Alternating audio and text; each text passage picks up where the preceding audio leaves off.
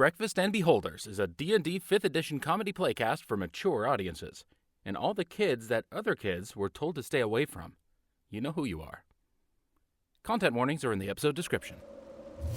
Once more, we journey past the crossroad gallows, through the treacherous marshes, and into the dense, forbidding woods. The darkness and mist close in around you before a violent storm descends without warning. Undeterred, you make your way further and further into the gloom until a light in the distance beckons you closer, and soon you again stand before the door to the Breakfast and Beholders Tavern. Your hand grasps at the old, creaky handle of the oak door. It yields to your touch, and in you hurry to discover there within the current guests. Alexander, the rash, chaotic kobold barbarian separated from his close friend and traveling companion. Osborne, the cautious yet skilled gnome rogue, accompanied by his psionic entity named Scandro, both on a time-critical quest for vengeance. And Gar, the halfling druid, hard of thinking and searching for a home long lost to him. Last time, having completed a series of tasks at the behest of the tavern manager Falco, our team of small boys returned to receive some much-needed food, rest, and drinks. Later, after being treated to several rounds of gambling, Nana presented the boys with a series of new items harvested from the Great White Moose. Alec then attempted to make up with the resident bard dealer, first by almost killing him with the tavern's spiciest drink, and then with a series of escapades best left to the imagination. Ozzy introduced the other members of the party to his psionic hitchhiker, Scandro. Later, as the town people crews clearing the road of flooding damage get closer to the tavern, the Small Boys Club continued to assist the staff in preparing for the great feast. Hello and welcome to Breakfast and Beholders. I am your maitre dm, Brian Boston. I'm the weaver of worlds. I will be your guide on this journey through the goings-on, escapades, and perils of those who step over the threshold of the Breakfast and Beholders Tavern. Joining me as usual are my co-hosts. Let's go around the table and everyone introduce themselves a little bit and their characters. Today, I'd like to ask you all just to tell me, what does your character have for breakfast? What's their best breakfast that they like to have? Talking to your characters, each one. Let's start with Dodge. Oh, okay. I'm Dodge Griffin. I play Gar Fallingblade, who is the halfling druid of the group. And for breakfast, I'm gonna say whatever he scrounges out of the foliage around him. He's not gonna kill animals for it because that's not his usual thing for sustenance. So berries, nuts, whatever's around. If he's in a tavern like this, probably gonna be some kind of porridge. Does he eat eggs? Yes. For a vegetarian, that is a strange thing to do. I don't... once again, we've established that Gar knows he's supposed to be vegetarian, but has no concept of what that means. I don't think he understands the difference between eggs that come on a plate and eggs that are in nests. I think that connection has never been made. Oh, so he'll just get like a plate of scrambled eggs and have no idea what that is. He just knows that this is food as opposed to those eggs, which are life and beauty, and okay. It's weird that they're called the same thing. I like it. All right, well, let's go to the next person in the party, Minty. Hello, everyone. I am Ace, playing our lovely, reckless, chaotic little kobold barbarian known as Alex. And food, breakfast... I'd say about anything you put in front of him. He's not picky. Preferably meat, unlike Gar. He will down literally whatever you put in front of him. And normally when he's traveling around, is he usually going to taverns for food? Does he usually scourge out the wilderness? Like, what is his usual kind of habitual breakfast place? I would definitely say more of a tavern vibe. When he gets angry, he tends to beat the value out of the food. It's less meat by then and more just taste. So... he actually just goes to the taverns because he's aware that he's a little too nuts to go get it by himself and not ruin it. Okay, fair enough. And for breakfast, specifically for Alex on that, what is his beverage of choice while he's having his breakfast? Is he an early drinker, or is he kind of smarter in the mornings? Like, what goes on here?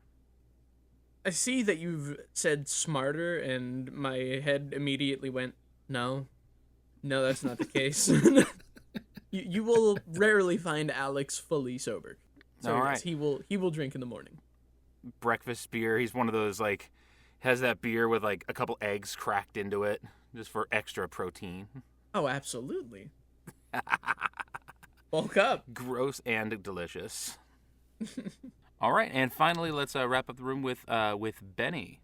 Hello, good morning, all you early risers. I am Baka Benny, and I play our lovely gnomish rogue, Osborne Wellington Bramblebun. And for his And preferred breakfast of choice, he will take a nice, strong cup of coffee, 2 sugars, no cream, and maybe a nice bowl of oatmeal. Ew, oatmeal. what a practical choice. He's a How practical dare guy. you be responsible. Yeah. So it's just something nice and light, something harder to get him forward, and a nice cup of coffee. What a grown-up. Someone has to be. Yeah. And Nazi is our party adult. He's I will have you know that He's a- I will have you know I reached 8 years 2 months ago. I'm an adult. Leave me alone. Ozzy has to give himself a pep talk every morning before he faces Gar and Alex. You're the designated grown-up. I imagine every morning that Osborne's the person to look himself in the mirror and just kind of like pull down at his eyes, see the rings, and it's like, I just got one more day. We could do this, okay? Just give me my coffee. Poor guy. poor guy. All right. Well, with all that said and done, let's jump right in and get on with what is the start of episode 5 of Breakfast and Beholders. Keep in mind as well that all 3 of you have a magical item of sorts that you got from the sewers, but unfortunately, if I recall correctly, none of you guys rolled well enough to know what you have. So, Yeah. So Alex We just does have a. Yeah, you know that they're magical. You know that they have some kind of magical property. You just don't know what they do. Alex, you have the tankard, which has like the emblem of like a face where the handle becomes the nose, and he just comes all local. If you hold out the handle, he looks like he's like just like this face on this tankard. Gar, you have a rod with a stallion's head on either side. Whoa. Nope. Ozzy has the rod. Oh, you have the rod. Okay. Remember, Yeah. he was doing a Oh, little that's dance right. That's number right. with I it. mixed that up. You have the rod, and then Gar, you have the gems. One of the gems did have some kind of magical feeling about it. The rest of the gems were just normal. I was handed a shiny red one. I have a sapphire. Yes, you were. That's right. You got the red one. You got the blue one, and then Gar got the green one. Because I mean, it's kind of. My God, really? The 3 of us, we are like you guys are like the Triforce. We have the Triforce of wisdom, the Triforce of courage, and the Triforce of power. And that is 100% accurate to your guys' characters. Actually, yeah. Yeah, I just realized it's like we're actually matching our colors, which means, unfortunately, Benny, the next time I get you any kind of armor, it needs to be blue. Because now we got the blue, green, red theme going. I I'll just am have you fall into Waterlink. some. I'll have you fall into some marsh or something and have your white cloak turn blue or something. I don't know. Ew, It'll be groovy. perfect. Okay, so we open up from yesterday. Again, we were just. I believe we ended yesterday with we just got the items and you're still kind of in the gambling hall. I believe. Yeah. Tell me if I'm right that you basically spent all the money to win this prize, which is all those magical Well, items. Is that right? We Or- we gambled. We I got spent the some money prizes. doing that. Yeah. Okay. Gar got gave some Yorgos all of the coins that were in the pouch from the sewers. Mhm. Alex And then gave I dealer a got, heavy drink. And then I know totally Gar cucked him. won some more coins on the gambling just on his lonesome, and I forget how many of those I actually got. Well, Doesn't I matter don't anymore. know. No, I don't. It's- When we'll listen back and we'll find out. We'll listen to our own damn podcast to realize to figure out how much money you actually have. Because it was like what 3-4 weeks ago when we did that. Yeah, we took a bit Yeah. of a pause Yeah. between the last episode with Yeah. life happenings and all that good stuff. but it's okay. I'm sure everyone else who's listening to it just listened to the last episode and thinks we're all a bunch of idiots, which is accurate, but That very. But beside the point. Yeah, so if I understand correctly, there's a party going to happen tonight with the people who are clearing the road from Old Neron? Correct. So that was the whole thing that you were all trying to prepare for. With the tavern now being fixed, you have a chef, you have the entertainment, you have the bartender. Everything's really been getting set for this party, which Alex has bumped into Falco, who is setting up the party room, which is pretty close to your guys' room at the top of the tavern. You are correct, Alex. You had originally tied up and bound the the bard. You've in your own little way tortured him in a way that he now has a slight maybe potential longing for you. I don't fully understand that myself, but that's just kind of how I'd say that's works. a dice roll. That has to be a dice roll.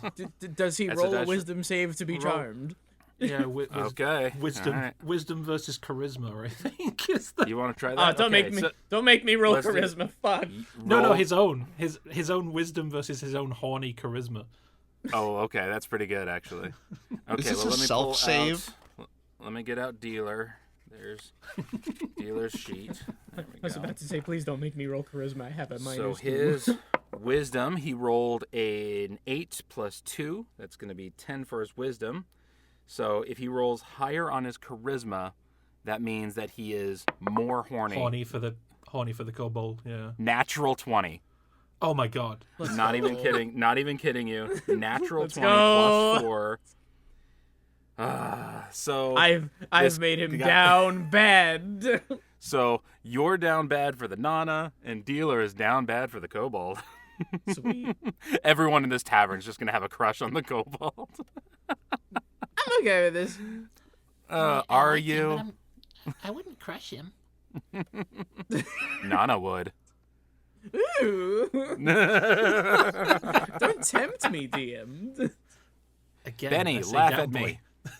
Ah, Perfect. Wonderful. Yes, master. That's Splendid. great. We're just gonna use that sound clip for all the laughs. If we can get a Benny laugh, we're just gonna hear ah. I swear, for the record, for anyone who has listened to the Dungeons and Daddies great podcast, they always have these big laughs between everyone. I swear they just cut and paste that thing, because some of the characters laugh way too loud for every time Will they do it. Campos is absolutely hamming it up every time I hear him explode in the background. There's no way. Oh, that's I think it's being Freddie Wong. Bravo to you, Is Freddie. amazing. Yeah, but my God, his laughs are just, rolling on the floor. I'm like, you can't have that much energy. Just stop it. Copy paste. Okay, He is the editor, so that's true. He can just put his own laughs in wherever he wants. All right. So so this is kind of where we pick up. I believe that the party is kind of all around the tavern. Feel free if you guys would like. That's how we ended it. I just recalled we had that role play kind of session. So everyone's met Scandro. yes. Everyone had their moment to figure out who that was. I think Gar still thinks he's just kind of a voice. I'm not sure if that's been fully explained to him. Really quick, I do believe where we last ended off was everybody was going to bed that night. Okay, That is very true. good. Because That's I remember right. Because then I had that Snooku, brief you guys conversation got with Scandro. the talking doors, who is saying, he says, "Oh, welcome to your room, there, mate." Just got the little voices going. You all have actual nice candies on your pillows, and your beds smell of fresh linens. Everything's been clean because Snooku is also the maid as well as maintenance. housekeeping. I think is the better way to. Does Snooku wear a maid uniform? Not at all. No, he I was- always is wearing coveralls, just like, blue coveralls and a big tool belt, and of course Felipe. That is his always uniform. Though I don't think we're going to be going to bed if there's a party about to happen. That sounds. You are absolutely because I do recall, Benny, you are correct. You did all kind of go off to bed because it is later in the evening. This party will be coming in later. You've done your job which was prepare everything for this party. There's going to be food there. There's going to be music now. There's going to be drinks. So you have done your job. I am going to roll to see if anyone has any dreams tonight. Give me just a moment, because the last time we had a dream, it was Minty's, Ace's dream of fighting Nana in the dark. Fighting, quote unquote. Quote unquote fighting Heavy Nana in the petting. dark. So I need to roll for you guys. Okay, today Dodge is going to have the dream. Gar is going to have the dream. So as you guys go into the rooms, you guys, settle down for bed. It's nice and quiet in this hotel. Everything kind of gets nice and relaxing, and you're finally able to get to sleep after a hard day of fighting giant spiders and crawling through sewers. Speaking of, after a sewer crawl, you've been quote unquote cleaned by the blast of water and then the swim in the lake. Does anyone else actually have take a bath tonight? Oh, yes. Nah. Ozzy will. Gar. I got wet in the water. Yeah, he took a swim. Attaboy. Okay. You guys are gross. At least you're wearing clean armor now. Yeah, that's true. He is. So Gar's. God, this is so gross. So Osborne takes his time as someone who is raised by actual, people and a community, unlike everyone else in your party. You were able to take your time to actually enjoy the hotel's bathing facilities. You're able to get yourself nice and clean. There's plenty of beautiful soaps, shampoos, oils. You're just like, nice hotel. You're able to sleep nicely. Everyone else smells relatively. I thought that was the end of that sentence. Yeah, Everyone else smells. I mean, you do though. Wow. Wow. You're covered in like visceral and poopy water and piddles. And, Piddle water. And No. all you got is Wait, swim in a wait. lake. I got blasted with a ton of water, Which Piddle had water. piddle Was water in it. which had, but by that point I was a fish, so, and then I swam in the lake. I mean, On dry because land. fish are always clean, as Yeah, everyone knows, then- and they don't well, smell at they're in all. water all the time. No, and then I was on a beach, and now I've changed clothes completely. I got new armor on. Yeah, I don't know what your issue is. Go to bed. Okay. As you all sleep, Gar is going to have a bit of a dream. In this dream, Gar, everything, as many dreams start, was with just darkness. As you kind of slowly become aware of your surroundings within the recesses of your own mind, you just see a distant flame, which is growing bigger and growing brighter. And it kind of starts to fill your stomach with fear as it's getting bigger and closer. Go ahead and real quick roll me a wisdom saving throw. I'm just going to see how this affects you. First actual roll. Full sexual roll. 12.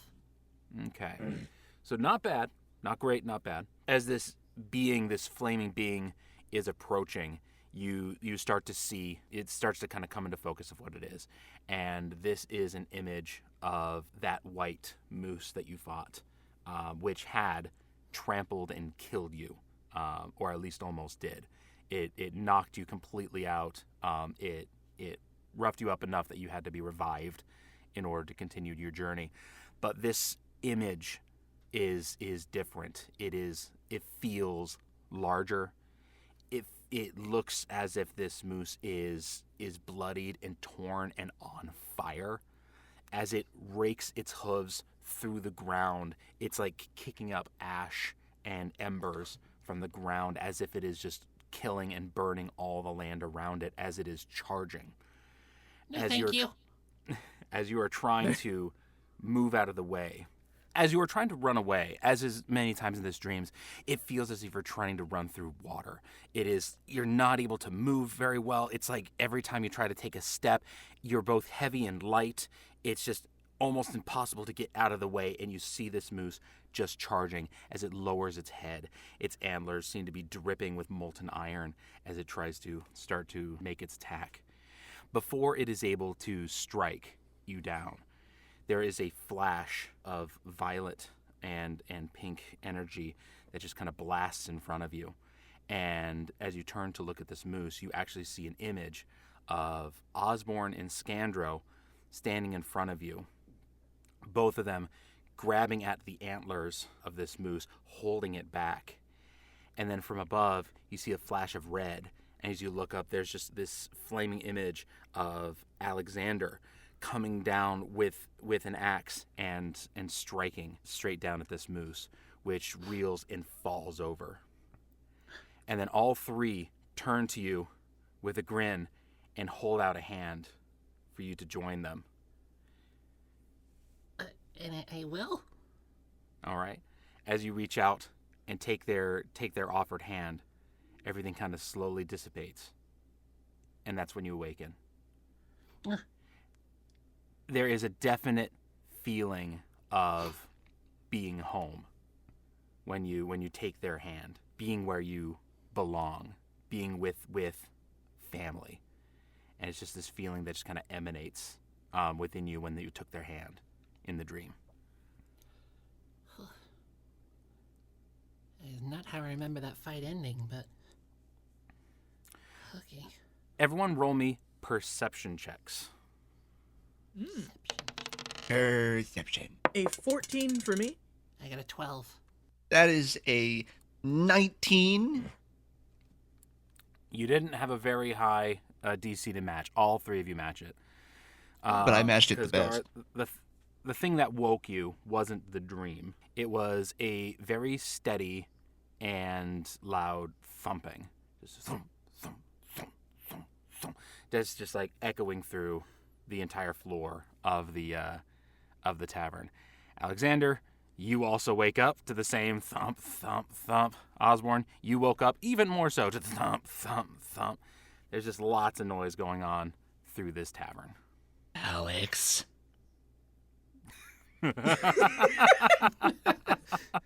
Wow, nice way just to blame.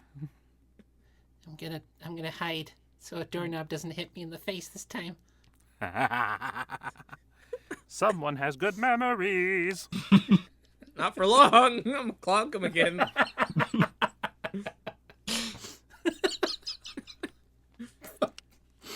Oh. Gentlemen, as you will. Go ahead, play. I feel like... Um, would you like to go first? no, be my guest. Go ahead. We can I play feel the game like- now. In typical Alex fashion, he was enjoying a nice rest after a traumatizing spider experience and all this messy business, and he finally has a chance to rest. And then he wakes up to this thumping. And the first thing that everyone through the upstairs hears is, fuck off! And then nothing. A thump, thump, thump, thump. That does not stop anything. Bloody hell, and then wham, his door flies open. I know. I'm Alex surprised I walks didn't into see the hallway. an axe blade go through the wall first. I'm just saying I'm surprised. Nah, not yet. Not yet. Not yet. When he finds the right door that's the offending party, then the axe happens. Okay. Is anyone else leaving their room, or is it just Alex at this point? Hearing Alex's door fly open and yelling happen, Gar's just going to move to up to the part of the room where things can't be thrown at him from the doorway.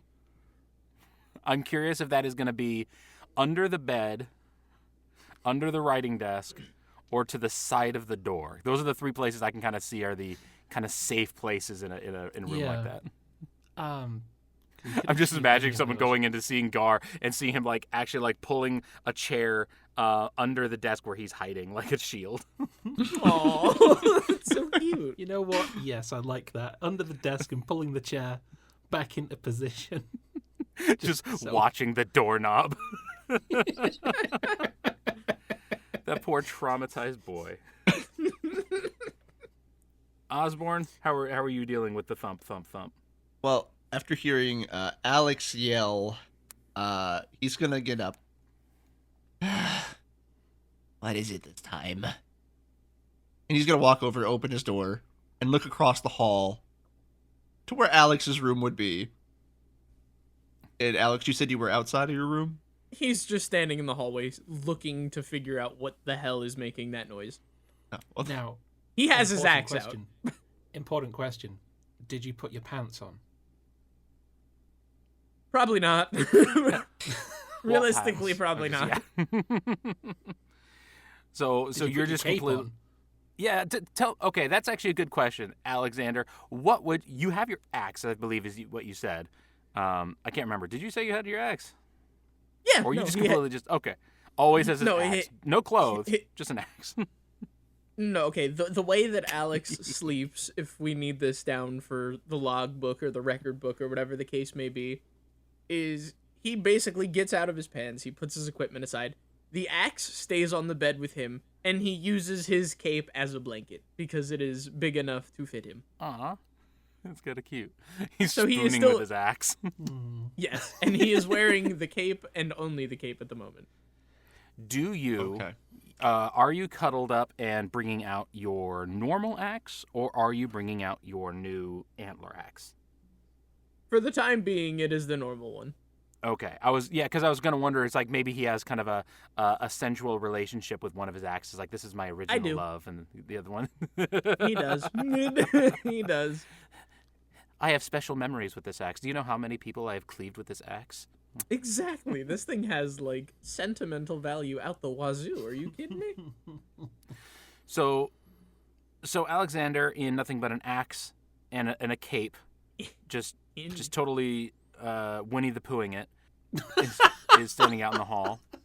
Osborne, how about you? Are you in your little nightcap and little pajamas? Oh yeah, no, he has his nightcap on. You can see the little the ball port of the hat just kind of flopping over, and he's wearing his striped pajamas. And he just opens the door and what? I'm sure there's a little Is- candle on a little candlestick holder that you can bring in if you want to complete the look. Yeah, we'll go ahead and we'll do that. Osborne he's got a theme, man. You know, he's just got that. I love it.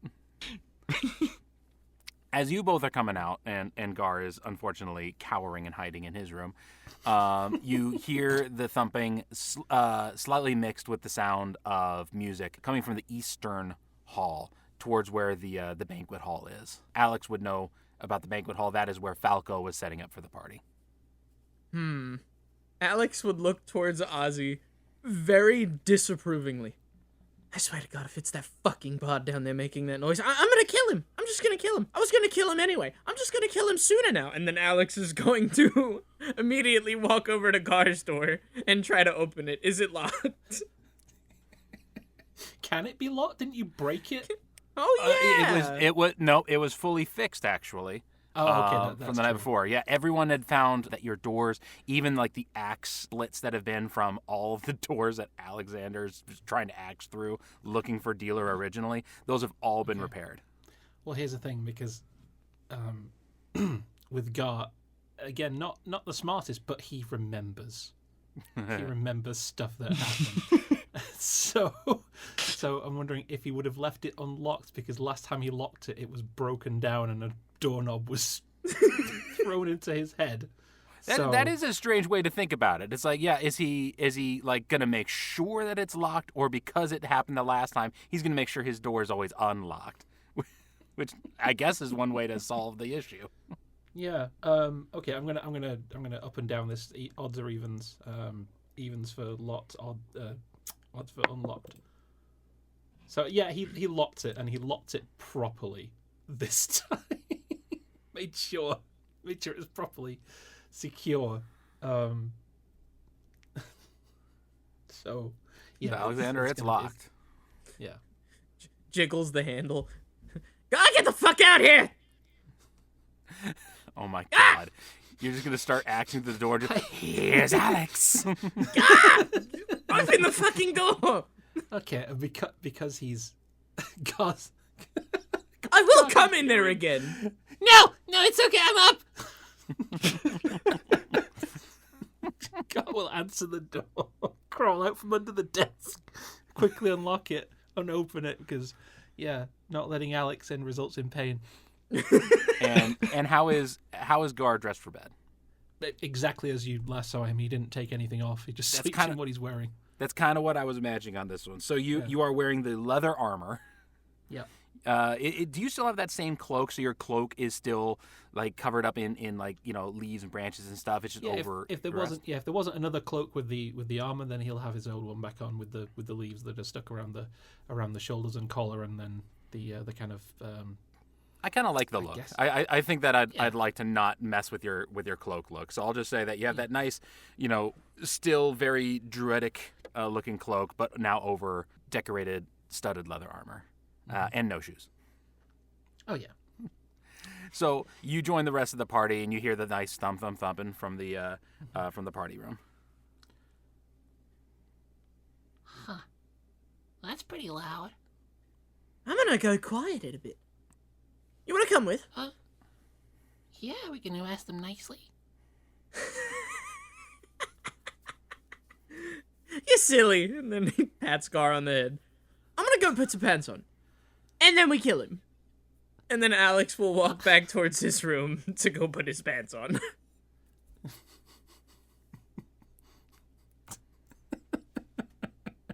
Anyone want to react? I've left everyone in awe. I'm trying to think of what. What do you say to that? That is a very good question. That's a very good question. Regular circuit. I'm gonna go put some pants on, and then I'm gonna go kill a person. Okay. Are they special murdering pants? No, they're just... What? I don't have special murdering pants. I have special murdering axe. And then he holds his axe up. And then continues walking. It looks like your regular axe, but okay. He's not going to respond. He's just going to go into the room. And eventually would come out. Now with his shorts on. Okay. I'm going to go kill him. Let's go. Immediately descending the stairs. Question? Answer. Who? Alex is already down the stairs. Okay. Unfortunately, that's not where the party's at. If you recall, it's actually upstairs. So you go downstairs to find a completely empty bar, empty game room. There's actually one person in the game room. It's Dealer, who is sitting there massaging his own head. And you can hear a bunch of commotion coming from the kitchen area, but that's it. That is all that's downstairs. Osborne, Alex, what are you doing actually while this all is going on? Benny? Oh, God, I'm sorry. I've I think actually it been cut that out much there of for an a second. Did you say Ozzy? Yes, I did. Okay, sorry. After seeing Alex walk downstairs and like just wiping the sleep from his eyes, Ozzy would look at Gar, would look up at the door at the end of the hallway. Well, want to go see what's going on in there? Okay. And he would start walking towards the door to the party hall. And God will follow. So Alexander, it seems to be in his slightly sleepy, slightly infuriated, just completely emotionally driven mind of like, get this music. You went downstairs and you found pretty much nothing. You will have an opportunity in a bit if you'd like to speak with Dealer or go into the kitchen, anything of that sort. But Osborne and Gar went off to where they happen to know the party room was, and because Osborne has his mind on straight because he was having a wonderful, wonderful sleep and without dreams, and he's so intuitive and smart and charming and obviously the leader of this group. Am I right? Yeah, that's right.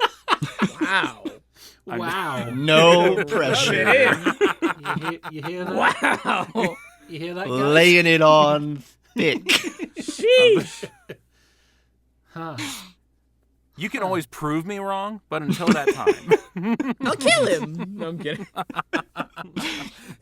But yes, he is heading straight for the party hall okay. in his PJs. I will start with getting you guys into the party hall, and then we'll move on to Alexander so that he can join in.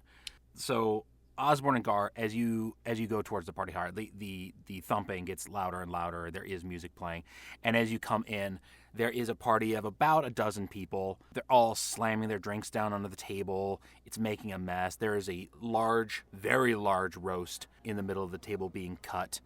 Getting steaks and stuff cut from. It's the body of the moose that has been cut up and served. At the head of the table are three people who are standing and kind of like, chanting everyone on. They seem to be kind of the focus of this party.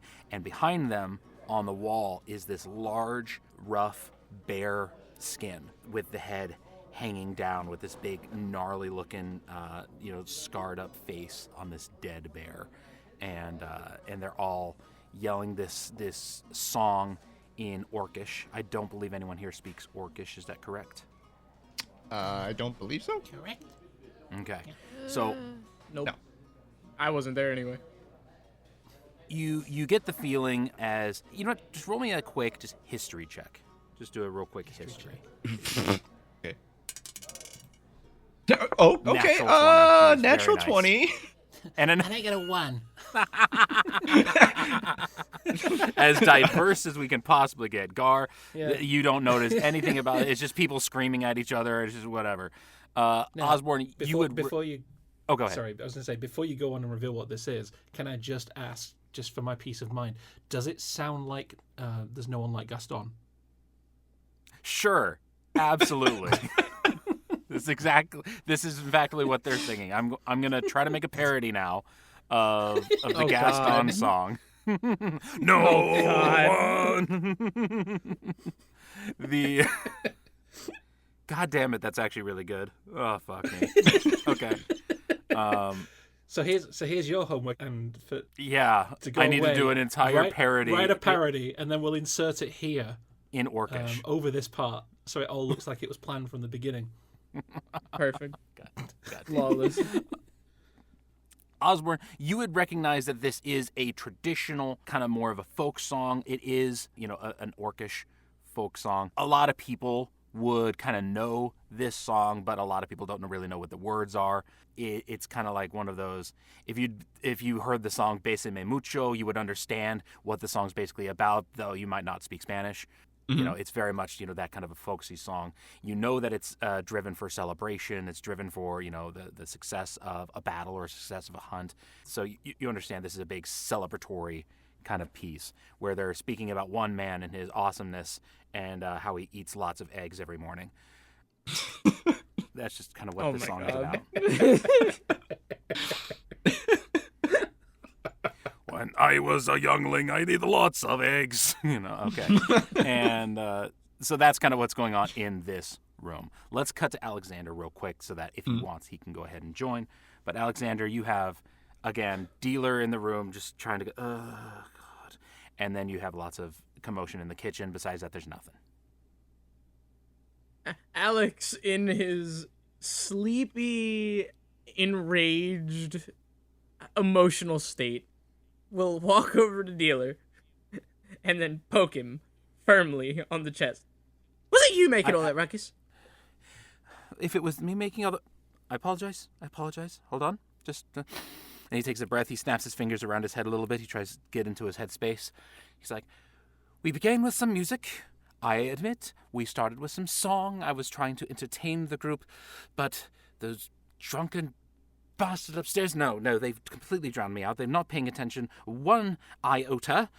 And no, my music has been silent for the last hour. I've been doing nothing but standing here waiting for people to play some games or come and just fucking leave. How many people are in that? Oh, around a dozen or so.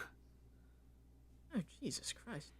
No wonder We're it's so making loud. good money, but I swear sometimes it's not worth it. It's not worth this headache. It is not worth my talents to be just bombarded by these barbaric bastards.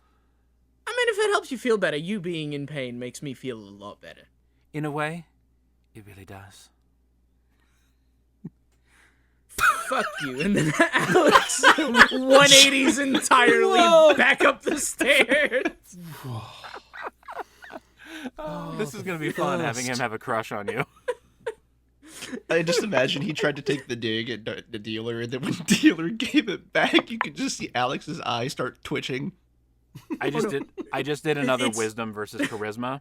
I rolled a 12 for his wisdom and a 13 for his charisma. He's still attracted to you. He's like, "Oh, I love it when he's I love it when he's a little angry." I can just Alex's eyes have never gone so wide, and his pupils have never narrowed so much simultaneously. He's actually completely blind right now. There's just this pause of complete silence where Alex tries to fish for any retort or any quip back, and there's nothing, and he's just, fuck you, and then goes upstairs. Oh, if you insist. I do think that that's beautiful. All right, and then you said you went, you headed up back upstairs. Right back upstairs. Okay, you can join Osborne and Gar. You know, you see the same dozen or so people slamming their drinks, yelling this orcish folk song as they laugh and party just a little bit too hard. You can see Falco comes out of one of the bathrooms upstairs, or in the party room. There's actually a connecting bathroom in there, and he comes out and he's just trying to smooth down his beard. He looks a little frantic as he's trying to, take plates away. He's just trying to keep some kind of semblance of order. Have I linked up with the other two at this point? At this point, I'll say you have linked up with the other two, unless there was something that they wanted to do before you got there. No, They'll have a I'm chance. just taking this in. Yeah, I was gonna say it would be a good chance that Ozzy at least would be looking around, just taking everything in for the moment, and considering the exchange with dealer was brief, it wouldn't take that long for him to catch up. Very fair.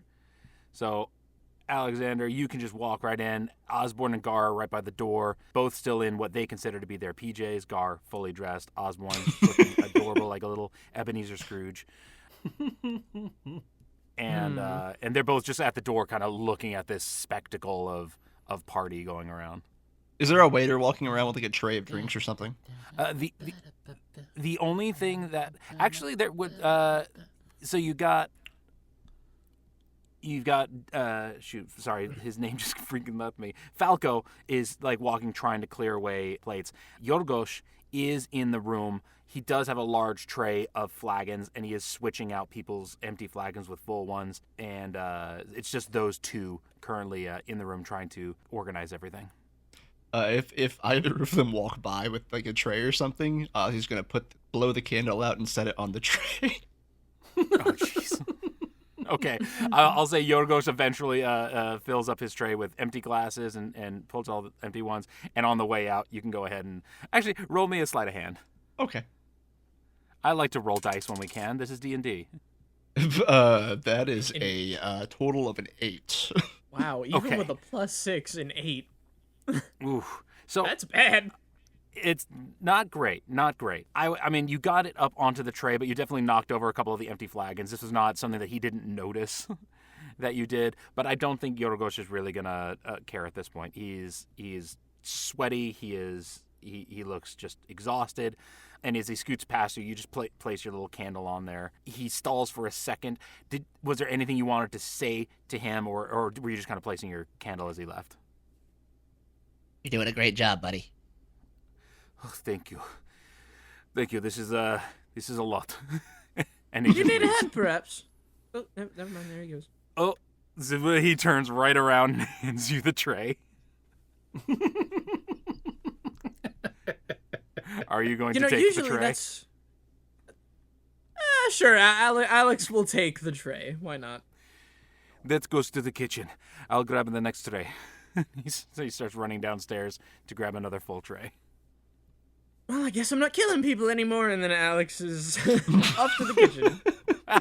Oh, we're not? Okay. All right, so Alexander's been put to work. That was an Willingly, odd to be exchange. nice. Yorgos is a nice guy. I think you like Yorgos. Which is why I did it. Exactly. You're such a good guy. You're a good fellow. I wouldn't go that far. You're a good fellow to some people. There you Although, go. This goes to kitchen. Oh, the kitchen. That's where Nana is. Yeah, I was gonna go down there anyway. This works perfectly. This is fine. This is great. All right, Osborne and Gar, you are still in the party. Anything you guys want to do? Or are you waiting for Alex to go drop off no, dishes? No. Has anyone turned to look at us? Are we just being ignored by the? Pretty much I mean, ignored at this point. it's a large party. Everybody's kind of like just doing their own fun stuff, I would assume. I'm gonna grab a plate. That's exactly what I was about to say. I'm going towards the moose. So, are you when you say you're grabbing a plate? Are you going to like join the party, or are you grabbing empty? Oh, okay. Yeah. There are definitely seats around the table. This is a very large grand table for this party. So, I'm just Gar's gonna he's just gonna do what people in the room are doing. Grab a plate, grab a slice of moose, I suppose. If there's vegetables around, those are going on the plate. Just sit down. All right. Upon the table, I mean, you got the large roast on there, and as you're sitting down and kind of reaching out for the roast, one of the party members who is like slamming his drink down is gonna just kind of like pat you on the arm and then reach out, because obviously you have small little arms. He's gonna reach out and then fill the plate up for you, put a big old slab of the roast on there. There are roasted potatoes that look to be, seasoned with butter, salt, and herbs. There are leafy greens that have gone completely untouched at this point. There are boats of gravy, and of course lots of both full and empty mugs of ale just all around the table. So he just hands you a big old plate full of food and just says, "Welcome into the party, lad." Woo! And he just keeps drinking keeps drinking. So this is kind of Gar's thing. There's just a party going on. He just joins, just in there, because typically, I mean, he's not leaving Alexander and Osborne, but his whole way of life when he's been traveling has just been just start doing what other people are doing when you don't have anything else to do. He just assimilates into every situation. You know what? It fits to the character. It fits to the just like it's a survival instinct as well. It's like, hey, Benny, beat him, join him. Benny, we need to make sure that there are cults nowhere near him at any point throughout this whole game. I'm reiterating. Leashes. Leash and a harness. Kool-Aid, you say? Kool-Aid. Yay! No, guard, don't put on the sneakers. He's just later on you just see Gar, just a red cloak with a bunch of eyes on it. Like, guys, guess what? Oh. Too funny. Osborne, What? you're the only one kind of left at this point. We have Alexander's put to work. Dodge has joined the party. How would you like to proceed? He would probably walk around and just look at the tables for a minute, like, just kind of, excuse me, sorry, coming through, excuse me, watching out, sorry, bumping his way through, and then he would make it his way up to the table with the moose and try to get a slab of the moose. Okay, just like Gar kind of did, the people here seem, if anything, drunk and loud, but also very hospitable. There is more than enough food to go around for everyone and more. So you do have someone who reaches out and grabs you a slab of this moose and just hands you off the plate. You've got everything else that you could just like fill up with your plate with. They put a mug of beer out in front of you, and they're trying to get you to start slamming your drink down too, as they just want to like put you down. Yeah, here we go. Get that music going. Okay, twist my arm, and he will go for the beer. I feel bad for Alex right now. The one person who would just like feel so at home chewing on a big old, like mutton bone and drinking down a flagon of beer. He's the one that's right now currently getting to the kitchen. Yeah, but that's what his waifu is. So That's a trade-off. Yeah, Alexander, as you walk into the kitchen, first of all, make me just go ahead and make me a sleight of hand. This is just for kind of holding up this tray full of drinks and also a candlestick. A 5. Okay. So don't quite a you few drop of my these, candlestick. They're mostly empty mugs have just kind of fallen over as you went downstairs trying to get through doorways, just holding this large tray. There's leftover ale and stuff kind of dripping off the tray and everything. It's not going to be too much of an issue, but you've definitely not had a wonderful time dragging this in. As you get into the kitchen, you see Nana and you see Jack, and they are just on dishwashing duty. And you just see Nana has rolled up her sleeves up to her shoulders. You have these intricate vine-like tattoos up one of her arms as she just like grabs each plate, plunges it into a barrel of water, and just scrubs before tossing it over to Jack, who's trying to just rinse and dry as quickly as possible, trying to get plates, mugs, everything they can just washed out in time as they try to send stuff back upstairs as quickly as possible. As she turns and hears the glasses kind of falling and spilling off on the tray, she notices you. She goes, "Did you get down here to be put to work?" I did, actually, yeah. "Who told you to grab that tray?" She can just put down her mug, shakes off the soap off of her hands, and grabs the tray from you and adds it to the big old pile of dishes. So, how can I help? "You should be going up, enjoying the party. You don't have to work down here, don't you worry, lad." And she gives you a big old pat on the Shut arm. your damn mouth. I want to help you out, come on. Those orcs seem like assholes anyway, they woke me up. And if I go up there, I'm gonna kill them, realistically. That's fair. That's really fair. She's going to start looking around for something for you to do. In fact, what she does is she reaches behind her, grabs a pretty wide stool, and just shoves it up in front of the cauldron. Just says, "You wash, he dry. I'll get everything else up from upstairs." All right, plan to me. All right. So you're going to start... Oh my God, they actually put you to work. All right. It looks good on the resume. but besides the hundreds of dead people and the incessant screaming, he's also willing to wash dishes. Apprentice dishwasher. At the very bottom in fine print. I think that's called domesticated. Ooh, okay. I'm down. I don't know if Alexander would like that one. Okay. There's only one person here that can call me that and get away with it. And she just walked away. Exactly. All right. Well, let's head back upstairs. Alexander, if at any point you decide that you are just too bored doing what you're doing, you let me know. But you'll be washing for a decent amount if you continue to, because these glasses are going to be ever coming, to be honest. So back upstairs, Osborngard, the song finally ends. Everyone's applauding, everyone's laughing, and the only actual orc in this whole party. So most everyone in this party are variants of humans. You have some half elves. You got some just regular humans. That makes up a bulk of the party. At the very head of the table are the three who seem to be getting celebrated. The largest of the three is the one who stands at the very head of the table. He is the definite orcish blood in this. He's the one that probably started this song. Very large man, very scarred up. In fact, he wears a mask. It's kind of a helmet that covers half of his entire face.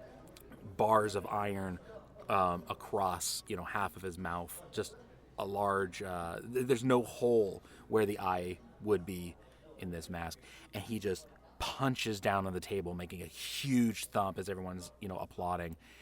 And he just, he raises up his arms and calls out to everyone, my friends, we are here to celebrate the destruction of the Great Bear. And they all just kind of gesture at this giant bear skin, which everyone just kind of applauds out to. Wow! That's adorable. That is adorable. God damn it. I love him. That's pretty good. He's actually going to, I'm going to have him roll, and yep, he made a perception check to notice that he's got new guests, so yay. As everyone's kind of drinking, they're eating, they're having fun, he does actually notice a few extra heads of the party, and he is going to point at the child, who he sees as a child, which is Gar. Should that one be drinking? The answer is yes! And then they start passing Gar alcohol. Oh boy. Oh, if they're handing him flagons. Yeah, if it's being handed to him by what is perceived as not an enemy and a reasonable adult, Gar's gonna drink it. Yeah. Oh no. All right. So He's joining in the drink. Osborne, you already have a drink in front of you. Sure. Everyone at this point is going to kind of slightly kind of calm down and start kind of talking. Yeah, that's basically that. Sure. I'll let Well, you guys. Who's Gar sat next to? Is he between people? Is he? If you kind of chose an empty seat, they're going to be a little bit further away from the head of the table. So you're going to be next to either a human or a half elf. I'm just going to roll odds for human. Yep, you're next to a human.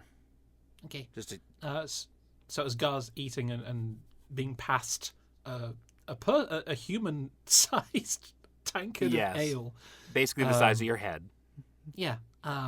He'll, in This, my between- friend, is a pint. God damn it!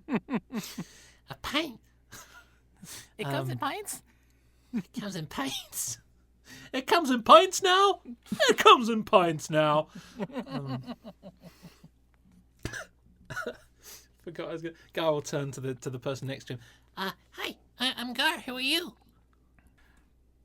Also, as a side note, if Ozzy were to sit down before he would actually start eating the moose, he would probably whisper just to his plate, "Yeah, look who's the one that's down in the dirt now." You asshole. Poking at the moose. Yes, Ozzy, you tell it. I love that. Do you Human feel turn. better? Does- Oh, there was actually, I could actually do this. Let's see. So the human turns to you, the guy that was handing you the ale. He says, okay, I have to come up with a voice now. The name's Briff Warren. And he just hands you the flagon. Thank you, Briff. To make a note of that, Briff. Warren. It will be a very important 40 episodes from now. You never know. You never know. He's actually the big bad. Oh, absolutely. We I are was gonna say currently... with a name like Briff and it's fantasy. It's like here, made like a tree and get out of here. Yeah. Look at tree. Get out. Here, take your ale, butthead. Officially, you are sitting next to Biff. Oh, His it's name's Biff Briff. now. Is it Briff. Biff or Briff? His name is Briff, but it's Biff. He is played by the same actor as all of the Biff. Yes, exactly. My name's Briff, butthead. And just hands you the mug. God. Shit. Ooh. I can't do I'm smiling too much. I can't do the Gar voice shape with my mouth anymore.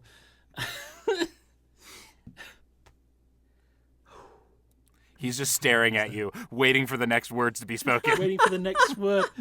Gar.exe has stopped working. Gar. No, Would you Gar's like just some been down. exposition, butthead? Gar's been drinking. Stop it. Gar's been drinking the ale the entire time. Drink. The people around you all start kind of joining in. Drink. Just watching this assumingly child drinking a big old flagon of ale. These people are not responsible adults. I like these guys down. You would if you weren't cleaning all the mugs. Yeah.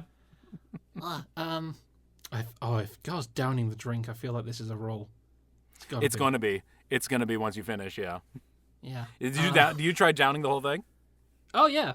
Oh, Well, make a constitution check. He wasn't. But then when everyone started chanting and like down it, he's gonna give it a go. Please bomb this. Please fuck up spectacularly. I need. I've made a couple. This. I've got some DCs in my head. At some points you're going to vomit. At some points you're going to be drunk, and at some points you're going to be fine. So let's see what happens here. Okay, what are we doing? Constitution. Just a Constitution. Give me a. I don't think there's anything really great for that. Just do a straight Constitution. Okay.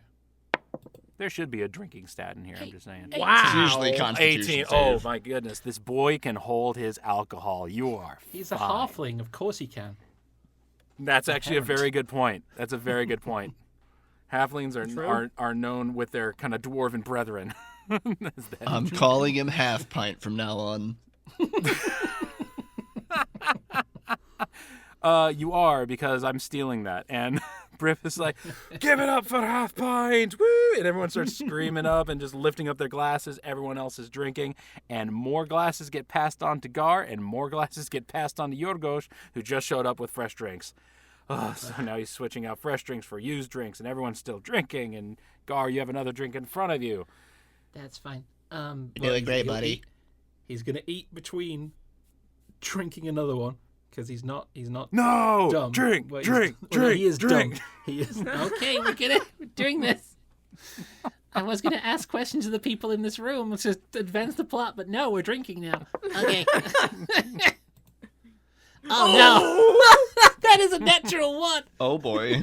He just fucking The second drink really got to you. So This is as you stronger. sit there, This is a stronger one. yeah, oh no, you got the devil's drink. No, you just did the wrong one. Chugging down just straight. Someone just handed him the devil's revenge. Yeah.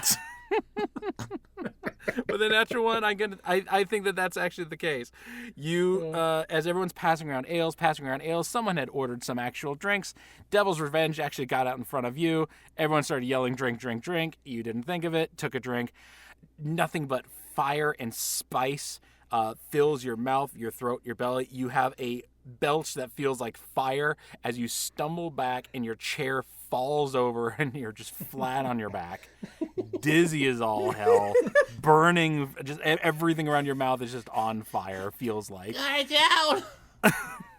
And everyone cheers. Yeah, give it up for half pint. Oh, I guess that's me out. There goes Gar. Is Gar just like out now, or what? What is happening? Is he just laying on the ground? He's not passed out. He is not passed out, but that alcohol hits hard. It's basically a glass of vodka, and so he's going to be. You're going to get some disadvantage on anything that's intelligence and wisdom, and you're just going to be dizzy, and you are in pain. But it's not like injured pain. This is, you just drank a bottle of Tabasco and it's Bottle of Tabasco vodka. Oh. So Gar's doing that thing where you just lie on your back and wait for the room to stop rotating around you. which would be easier if you weren't slowly walking in circles on your back. Like you're just like slowly just turning yourself. He's trying to correct himself to the orientation of the Star on the ground physically turning with the spin. He's doing his best. That is fucking adorable. Ozzy would probably take one lot more big gulp from his drink and get up from the table for a minute. He would walk over to where Gar is circling the floor. Okay. And just look down at him for a moment. So, how you feeling there, champ? Ozzy, would you please kindly ask the room to stay still? I think we can fix that. And he's gonna just get under his arms and lift him up and just drag a chair over to the side of the room away from the table. That way, in case he spews, it's not gonna go over all the food. And he's gonna put him in the chair and lean him against the corner of the room. Okay. You put him in the back of the room, gonna lead him up. Gar, you can kind of hang on to this chair a little bit. The room is definitely still spinning. He is gripping the chair as though if he does not, gravity will abandon him. Just sweat, white knuckles, pale. Breathing through gritted teeth. Jesus Christ. He does Ozzy's not make a good drunk. Ozzy's gonna... Gar's probably not gonna see it in his current state, but the eyes are gonna flare, and he's gonna make that connection with Scandro. And I'm just gonna whisper, "Watch him." I'll keep the boy safe. And then he's going to go Scandro- back to his drink. Scandro appears. Gar, you can see Scandro. Osborne, you can see Scandro. No one else in the room can see Scandro. But his spectral hand just kind of presses up to Gar's chest, just kind of keep him up in the chair. And you just feel this gentle pressure kind of just kind of move you and kind of hold you up against the wall. Still spinning. And it will be for a while. That's not something I can help with. Maybe I can. What? I can do it. I have the power. You just have summon so much plants for no magic. reason, just trying to. I have so much magic. Something has to stop this. Man. Oh, God damn it. Oh, I no. wish. Brilliant. Gar is I drunk wish. casting. It's too funny. It's too funny. All right. He's digging in his shirt, pulling out these leaves that he has that have druidic scribbles on them that he keeps his spells, flicking through them. No. He's just trying to read all the wavy druidic words on each of these leaves as you're just reading through. Maitre DM, may I ask something? You may. Did Alex hear any of that half-pint thing? Ye- Or uh, Gar screaming? Or anything along those lines? At this point, no, but I do have someone who's going to come and help you catch up with this. Because I want you to be involved. So eventually for Alex, Falco comes in because he's got a tray of all the plates and stuff. So he's going to replenish. You almost got to the end of this whole stack of dishware and stuff. And then he just slams just this heavy tray full of dirtied plates and utensils and everything right up at your side. And as he wipes off his brow, oh, this party is not doing me very good, no. I don't think it's doing any of us any good, really. It's I don't know making what's very this up good here. money, but I don't know.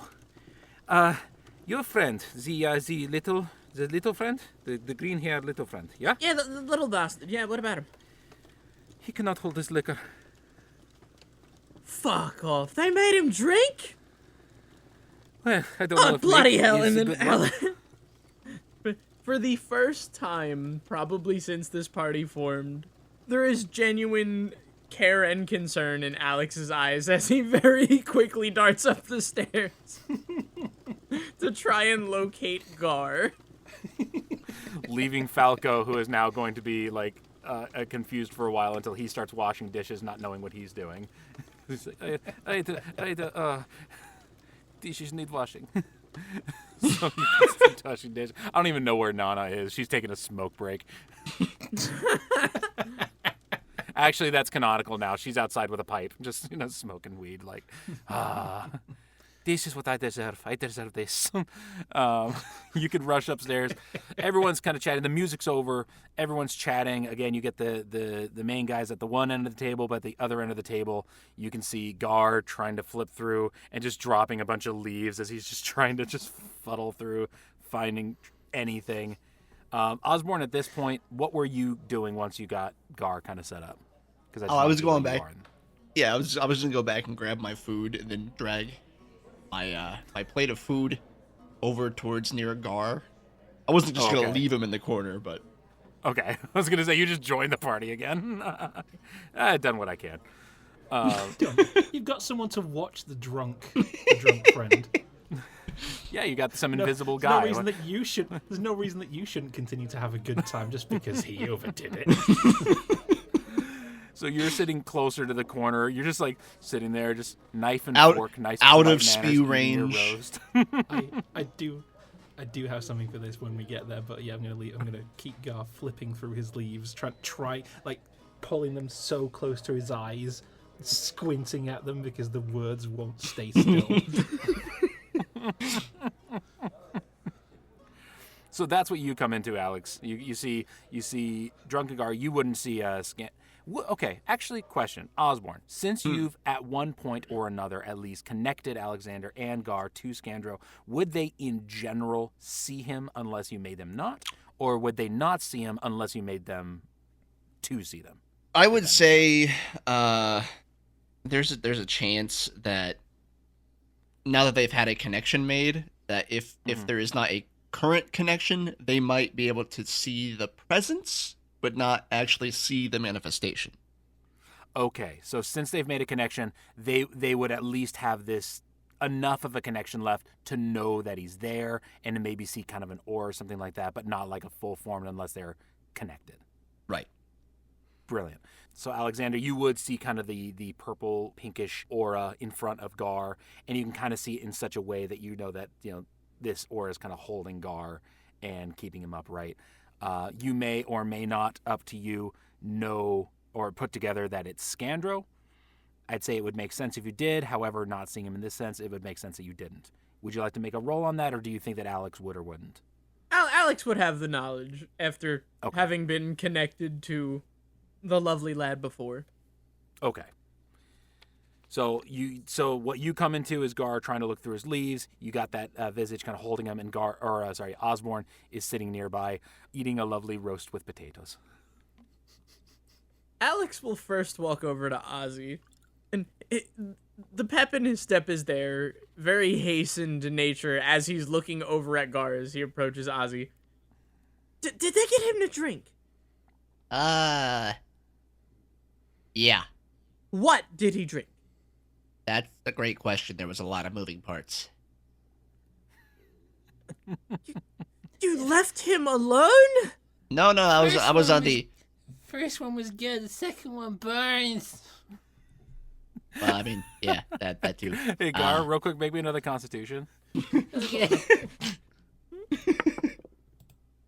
16. Okay, not bad. Your tongue is slightly swollen. It's difficult to speak, but you're not vomiting. You're not anything like that. Burns. Your eyes are turning red. You're crying. You mean to tell me you left him alone with these fuckwits and... Oh, sorry, everyone. But what did he drink? How do you not know? Well, for one, the only open seats were across the table from each other, so I wasn't near him when he drank. Come on, mate. You're supposed to be the responsible one. We know sure as shit I'm not. Which is why he's in the corner, away from the food. Yeah, And What, also, you put him in no timeout? longer spinning around on the floor, wailing that the sky is spinning, and Scandy's watching him. Oh, fuck's sake. And then with that, Alex will walk over to Gar. How many fingers am I holding up? And he holds up 3. Don't know how to resolve this in universe. Roll a intelligence Perception? with perception, but with disadvantage. Okay. Oh, that's a 17. Okay, yeah, you can tell he's got 3. All of them. How many fingers does Alex have? Does he have 5? I don't know. There's some creatures have 4 I fingers. assumed he I had don't know. 3. That's my bad, yeah. His ref sheet's right there. He has 5. Oh, he Okay. does. Is that not Okay, written on no. your character sheet? How many fingers you have? I think that should be a standard thing on these sheets. Old Alex, looking- 3 you know what? fingers. I'm even looking at a reference on your little Roll20 profile. I should know this. I'll wind that back. He does to the question. 1, 2, 3. Yeah, 3. All Stop 3. moving them. Okay, Making you know... it harder. Oh, thank God. Okay. You're not that fucked up, at least. And then Alex will pat Gar on the shoulder. As you swear again, he tries to cover his ears and just ends up losing more of the leaves. Just smearing leaves on his face. Okay, no more beverages from strangers, okay? Okay. Let me go get you Brick's something. okay, because I know his name. Shut up. I'm gonna go get you Okay. something to fix you up proper, okay? Okay, give me. I'm looking for that. And guys keep looking through his leaves, and you can tell me how much time has passed, because I don't just want to decide on this. It's funnier if you get involved, Brian, and tell me how long Gar will search through his leaves before he finds the one that he's looking for. Which one is he looking for? So this has happened before where people have gotten drunk and he can make it go away with a spell called Lesser Restoration. Okay. Which instantaneously cures one disease or other condition afflicting it. So, which usually includes alcohol issues. Okay, lesser restoration. Give you just a second here. Okay. Go ahead and roll me just a straight D20. I'm going to say with a 15 or above, that is enough to find what you're looking for. What he's looking for is Lesser Restoration, Which is you touch a creature and can end either one disease or one condition afflicting it. The condition can be a blinded, deafened, paralyzed, or poisoned, and alcohol in D&D 5th edition is typically considered a poisoned Makes sense. condition. It is. So go ahead and roll me a D20. It's just going to be a luck roll, so just straight D20. No pluses, no minuses. 19. And he got it. You find it. You found it. Yeah.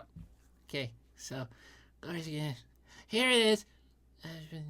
And He's going to tap himself with his staff and then be Just boop immediately yourself. sober. okay. So in your mind, when you use this, lesser restoration, does it just kind of like metabolize everything that was in your system and just like it just get rid of it magically, or does it like Yeah. expel it, or? I was just thinking then, is it gonna expel the alcohol? Like I'm gonna just- let you just flavor that purely the one, poison. cause totally up to you.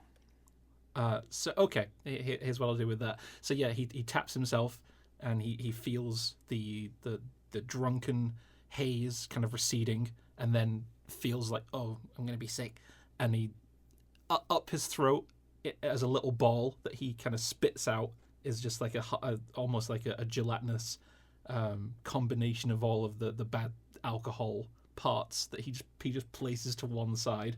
Ew. As he feels immediately better. It's like an owl pellet, but it's like Yeah. it's all poisony. So bleh. Okay. And then he's go back to the table and where he was sat before and just pick his plate up and go back to exactly what he was doing. Drink. Drink. And once I just love the idea of Alex going over to see if he's okay. And then all of a sudden, as if it didn't happen, Gar's just like, I'm fine. And then just walks away. Or Alex is just like, hey, what is that? And he's looking at the little pellet. And he's just the most confused boy ever. Gar's made for this. I love it. Yeah. Yeah, back at the table. It's good. Are Yeah. you're going for another? All right. Alex is Cast getting and past rally. another Cast ale. and rally. Yeah. And it was no strangers, but if Briff hands him one. Oh, if that's where you sit. Yeah. An ale is going down the line up to Briff right in front of you, and they yell out for half pint, and they start slamming the table because you are entertaining. They can only get so drunk. Watching the child do it, entertainment. That is a 17 this time. All right, you slam that flagon down, and everyone cheers. Woo! Whoa!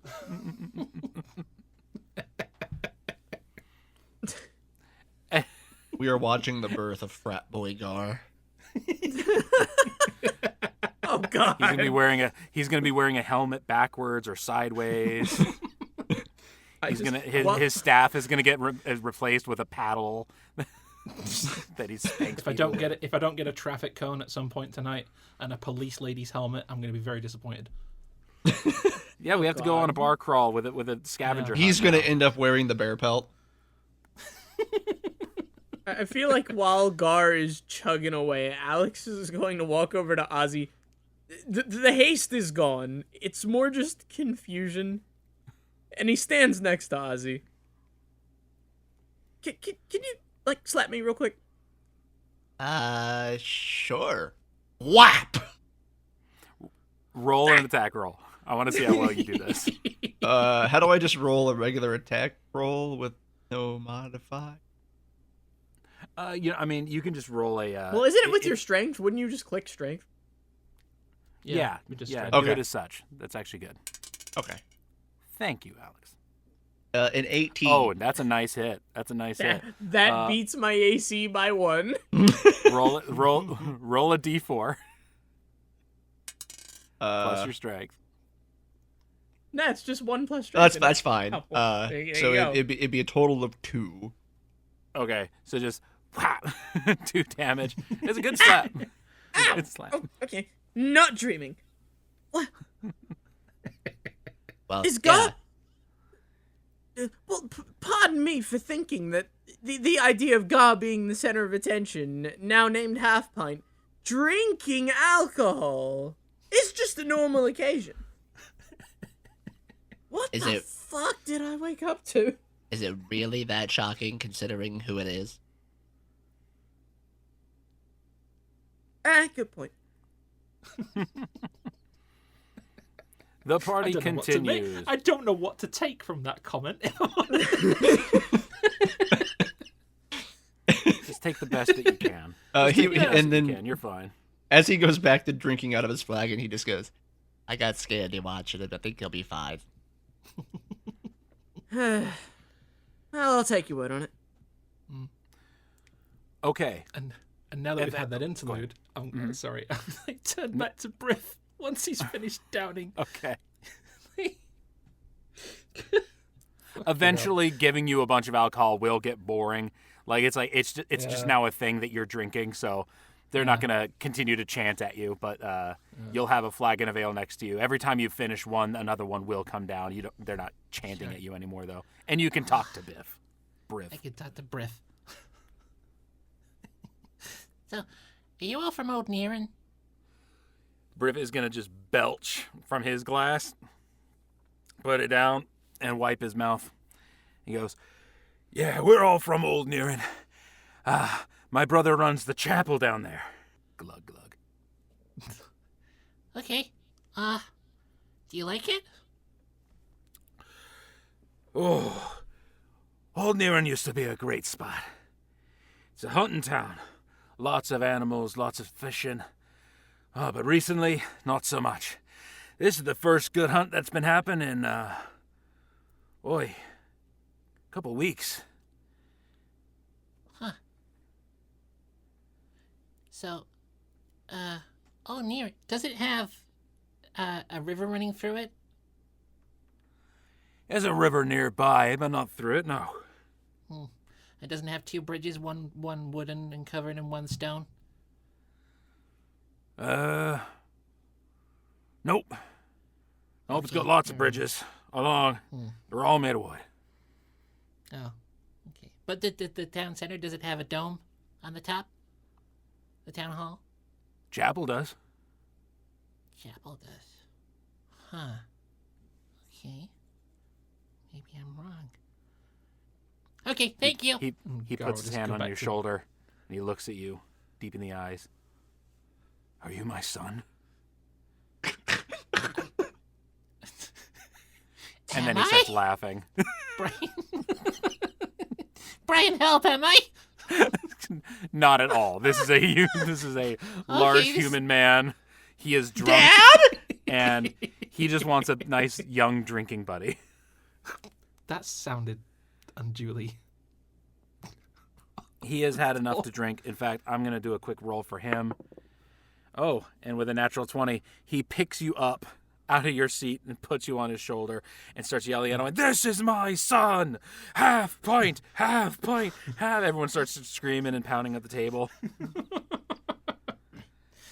Oh, good. The only people who don't Gar's been seem to adopted. be... The only people who don't seem to be enjoying the addition of Half Pint are the 3 guys at the head of the table whose party it was supposed to be.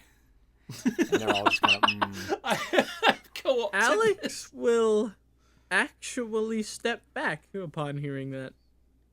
And now he will go to the corner. Just to ponder.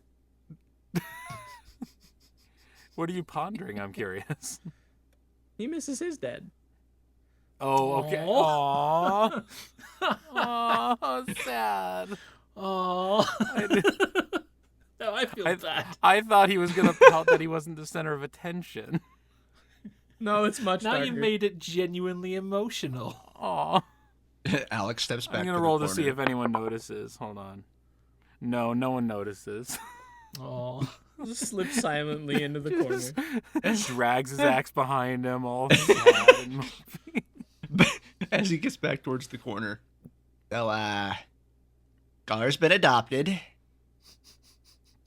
Seems that way. It's been interesting. Could say that. Try the food. Try to. Are you guys just gonna like start having a little kumbaya moment back there? You can just kind of pat his back and just kind of huggle as Gar gets carried around the table in a small parade of drunks.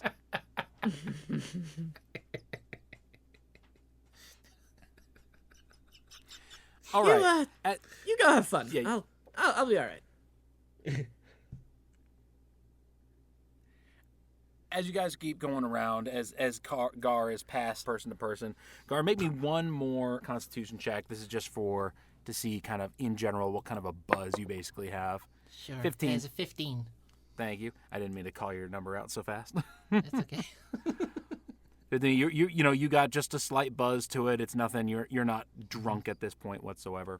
But as you're kind of as Briff just kind of walks you around the room in this mini parade that's starting, just chanting out a half pipe, half pint, half pint, half. They pass you a mug of ale. You're spilling over Briff. He doesn't care. And at one point, they actually grab the bear pelt and put the head over top of yours, so that you can like be wearing this as a cloak, which is far too large. As you put the thing on, you're riding on Briff's shoulders with this bear head on. It still is dragging on the floor from your head. It's gonna be pretty heavy too.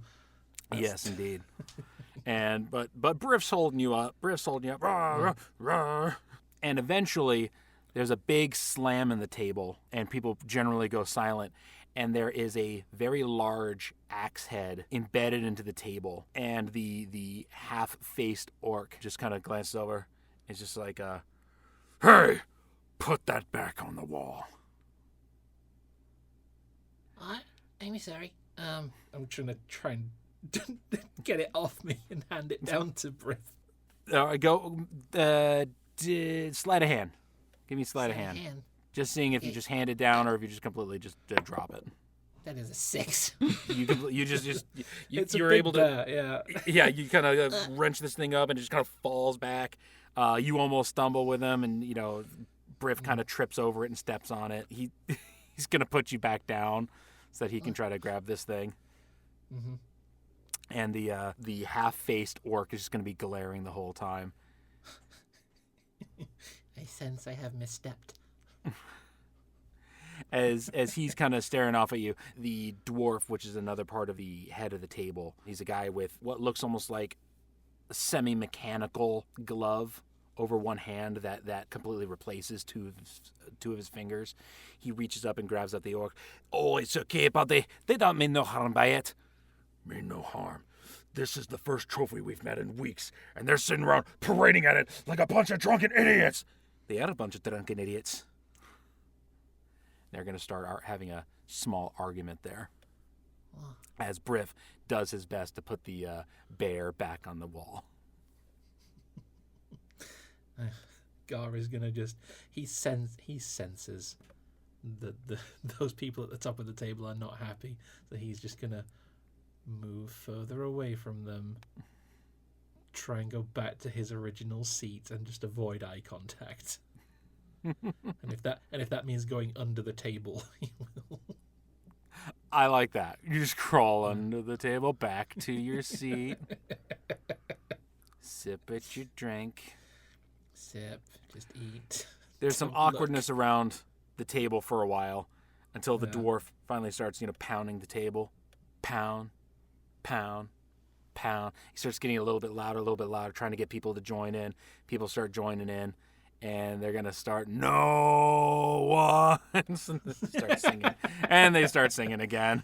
Eventually, the guys start getting back into it. But the half-orc is kind of arms crossed, and he kind of, like, scoots back so that he's, like, closer to the pelt. He's kind of glaring around at everyone. He wants to make sure he's the center of attention. You don't get to take that from him. I wasn't trying to, but... but You know, and yet you Game succeeded. recognized game. Oh, that's a statement for Gar to make. That is completely out of character. Jesus Christ, what has game- Gar transformed this- into over the this- past hour and a half? This is drunk Frat Gar. Gar at is a its whole finest. new character. This is not the Gar I remember. No, this isn't the Gar I play usually. We're witnessing the birth of a monster. God, I hate it. Go back. Oh, yeah, no, Gar's not saying that. I know. But he's thinking it. I'm kidding. Yeah, he's thinking it. That buzz in his mind is like, yo, game Half pint's recognizes better game. than half face. Oh, Do me a favor. Roll me a straight 20. I want to that see is if you not- said that out loud. Oh, oh no. You're drunk. that's a 7. You said it. You said it out loud. And Riff especially, but everyone around you. Oh! They'll start. If there were air horns, they'd be going off. And they're going to slam at their table, and unfortunately, you can hear everyone repeating what you just said. Oh, God. Ozzy's putting his mug down back on the table. The word I want to almost have a visualization as you see people turning from what you remember the scene in Encanto where every single time they're all around the table and they're trying to not tell the secret, and every time you look up someone else is whispering it to someone else. every time you take a drink, every time you turn your head and back, there's just more people hearing this whole dude. He just said half time's better than half face. She said, and they're just kind of looking over at you, going, "Oh shit!" And then he turns to the next person. It's This getting is going to cascade slowly closer to horribly. the head of the table. Well, maybe we should take our leave. Gar's not smart enough to do that. No. Oh, God. Oh. Eventually, I want to see what happens. Yeah, I want to see what Okay. happens. I was going to say eventually. It's gonna. Anyone want to try to take any actions before this word? I don't know. Did Alexander and Osborne? Do you feel that you heard this? You're at the table. Well, Ozzy is still I was- he has Scandra right with him. He knows what he said. I was about Okay. to say Alex probably doesn't solely because I explicitly stated that he left to then go to That's the corner right. alone. That's right. Alex there is a bit- definitely did not hear it. So the word passes down, and so even through the singing, people are just kind of passing this message down, and it gets to the orc, to the half orc with his half face, and he stands up and he glares. He grabs the axe that was in the table, wrenches it free, puts it in his belt, and starts walking over towards where Gar is. The dwarf tries to like put his arm out and be like, come on man, but he just kind of gets. It's not worth it. Leave it. It's not worth it. I don't know why that's his voice anymore, but No, I know that is a very British. brother. That is a very British thing that you hear on nights out. There'll just be the girlfriend hanging on to the guy who's going to go start trouble. Leave it. It's not worth it. Are you saying that this dwarf is his girlfriend now? It's canonical. Significant Oh, no. other. It's not Doesn't have to be girlfriend. This half orc takes his time kind of walking over to you, leans over between you and Briff, and kind of leans his knuckles down before just leaning down. Again, half his face covered in iron, the other half just glaring down at you. So, you think you're better than me, huh? So, rolling with the idea that drunk Gar is just more of an asshole than regular Gar. Seeing this half orc like get up, Gar's just sipping from his tankard, acting like he's not worried about this guy. Damn. He's just not. Is he not going to respond at all? No, he's finishing his drink. Like puts up the finger, Oh God. like the 1 minute. Oh my. He's going to roll And make me a dexterity roll. Maybe. I make me feel a like this sleight would of be. Sleight of hand. Yeah, it's Oh. you're just 22. Damn! all right. Hold on. Now I actually got to pull up this character sheet because Way to go, Gar! he rolled an he rolled an 18. I didn't know what he's. I don't think he's got a +4. Half pint. Nope, he doesn't. He tries to smack the glass out of your hand, and you just expertly lean your chair back, and his hand just like misses. Oh my And god! then, and I like to imagine you raise your finger just a little bit higher. Excuse me. Maybe you didn't see. Yeah. Finishes the glass and then puts it down, wipes his mouth. Oh, this guy's looking fucking furious, and now slightly embarrassed as well. At that point, Gar will turn to... Sorry, Half Pint. We're dealing with a different entity now. We'll turn to this guy. We've created a different person entirely, and I love them. Yeah, can I help you? He's gonna like... Damn it. He's like... He's lost a bit of his cool right there. And everyone around you just kind of did the whole... Ooh, it just kind of like slowly backed away. The music has stopped. You think you're better than me?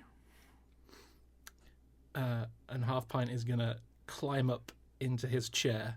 And I imagine still only comes to about sternum height. Yeah, I'm on trying this to half orc. imagine. Yeah, So this guy is going to be like 6'4". He's big. Yeah. What is your height? Gar's official height is 2'9". Oh, Jesus Christ. Yeah, so even if you're like on a 3-foot chair, which would be pretty tall, you'd still be coming a head under him. So yeah, you're still quite short compared to him. But he does like go from leaning way over to like slightly leaning over less, I guess, as you stand up in your chair and are still very short. And Gar's using the back of the chair as like support because he is a little wobbly. He's not completely blasted, but he's Yeah. You He's, got the tipsiness because you got rid of that massive drunkenness, but you're yeah.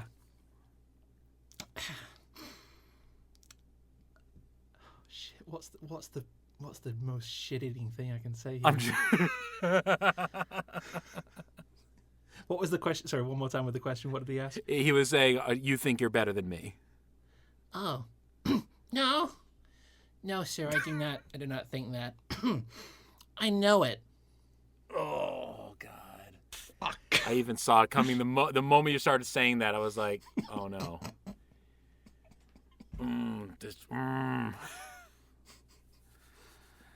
At this point, Alex would stand. The silence was hilariously what got his attention in the first place. And now seeing this massive orc standing over Gar, who is just absolutely verbally abusing this guy. Alex will just stand. He's not going to approach, but he now has weapon at the ready. Okay. So, He Alexander, I senses the imagine you tension. just standing. It's one of those things where you just kind of grip the axe in a way that it lifts slightly from the ground. It's like, okay, this is ready to swing now. What about Yeah. What about Ozzy Man? The only person that would see anything from He's over. still eating his roast. No. Like I said, he put his stuff down. Okay. The only person that would see anything potentially is actually Alex, if he were to even look in that direction. I'd say he would. He's scanning the room. Before you even got, like, as you were standing up to move and, like, get a better view on what's happening, you would see the purple blade in his hand behind his back. That is true, because even unarmed, Osborne is always armed. So the shadow of Scandro has dissipated from Gar, has crawled up Osborne's body and just solidified into a knife behind his back. As you two, everyone else is kind of like doing this whole back away.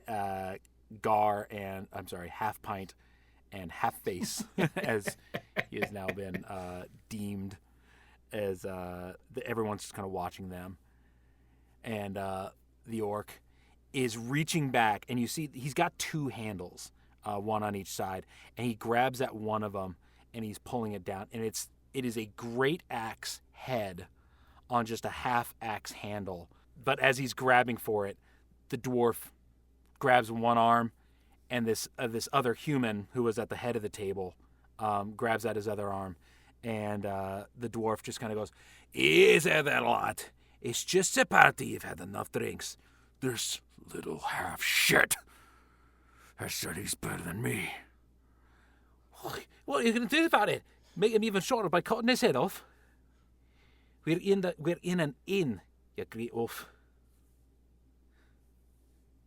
They're going to start kind of having an argument. I'll allow you guys if you want to try to interject, or they'll continue. I was about to say, I feel like Alex at this point takes a couple steps forward. You so much as lay a finger on him. It's the last thing you'll ever fucking do. Nah, Alex is fine. It's fine. Don't worry about it. We're just talking. We're just talking here. But it is, yeah. Your friend's right. You're gonna go toe to toe with a guy that doesn't even come up to your knees. That's kind of pathetic. Jesus Christ. God, the veins in this guy's forehead are throbbing as he fucking just like glares at you. God, what a weird situation to be put into. It's like, what do I do? Do I hit this kid and be the bad guy, or do I hit this kid and be the cool? It's what do I walk away from this kid? It's he's not happy. The other guys are holding him back. God damn it! I might have to roll to see what he actually does. Yeah. I know what right. I know what Half Pint's gonna do. Okay. I'm gonna make a roll. Odds and evens. Call me Dodge. Tell me, do you want odds to be that he punches you, or that he doesn't? Oh, I think odd in this, because this guy seems like the violent type, so I think it would be odd for him not to punch the thing that's Okay. threatening Right. his Odd cause. odd so- means he makes a smart move. I want to Well, let's call it less violent. I want to put something out real quick. Okay. If the big guy lunges towards Gar, Okay. that is the moment the blade is flying. Okay. So you are preparing a move. If he lunges at Gar, that's when you throw the knife. Yep. Okay. You rolled a 3. He doesn't swing. Wait, that's what odds was not hit. Yeah, Correct? odd was not. Okay, yeah. I had to think about that for a second. I was like, wait. Yeah. Okay, so he does not swing. He grits his teeth. He's just fucking glaring down at you. Fine then. I won't chop that little head off those little shoulders. But why don't you try to prove what a man you really are? Huh? He starts to look a little bit cocky. You see that bear pelt? And Half Pint's gonna like turn a little wobbly in his chair to look at it. Yeah? Well, there are 2 bears out in that forest. One of them ran away. We got ourselves a good 50 gold hunting this boy down. Why don't you come back, take down its mate, and we'll see if you can do any better. Oh. Do I get 11 guys to help me too? It's just the 3 of us, the pelt stalkers. Rest of Okay. these drunken assholes are just a bunch of party members coming to enjoy the fruits of our labor. Everyone's kind of I like, mean, drink their drinks. Like, well, I didn't think you thought of us like that.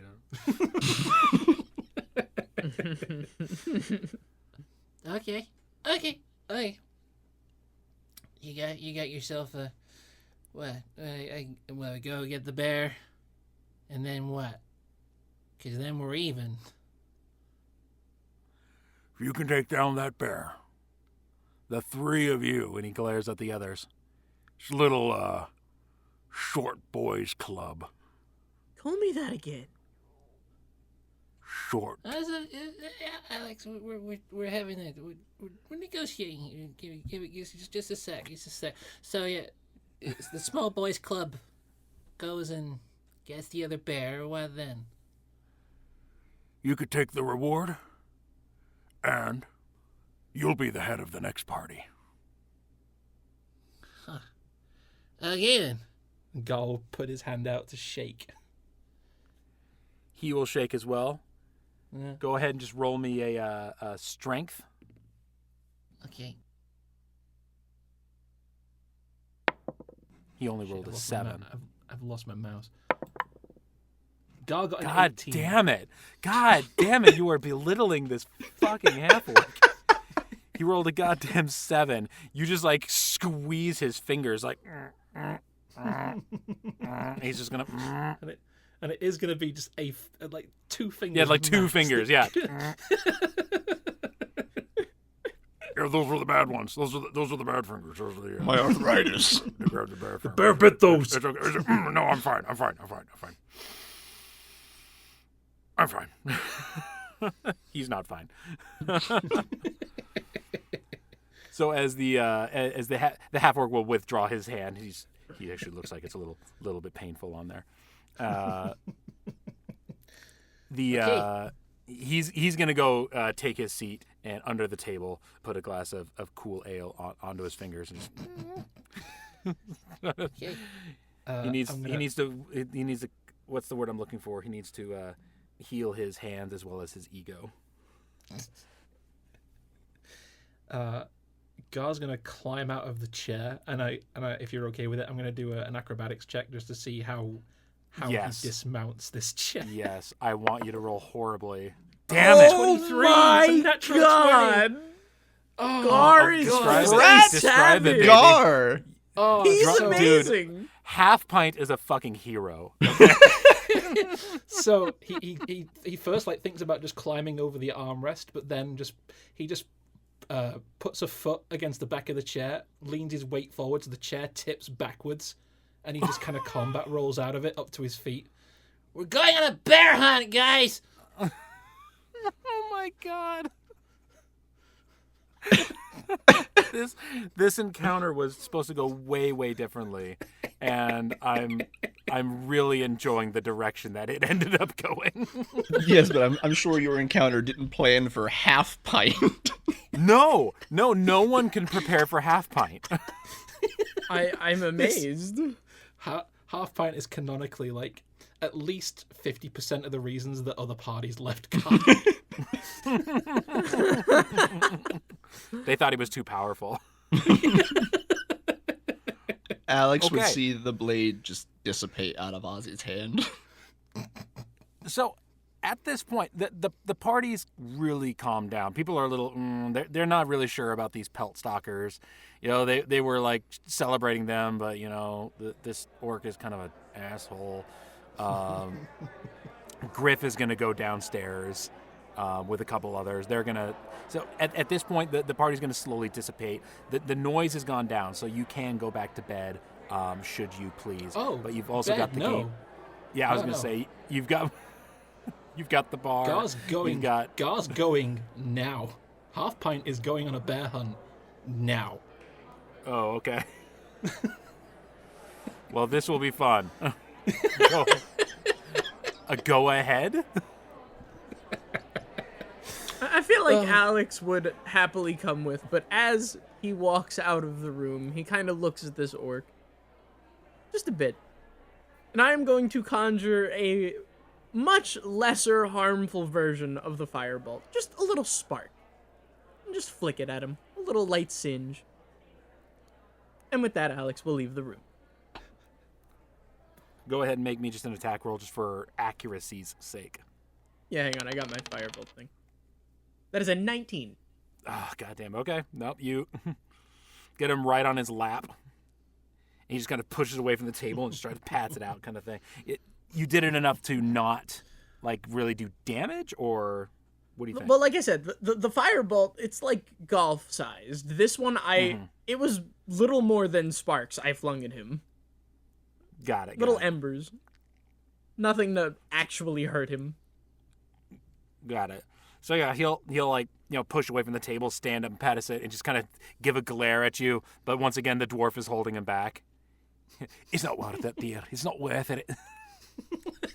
They're calling me names and they're throwing sparks at me.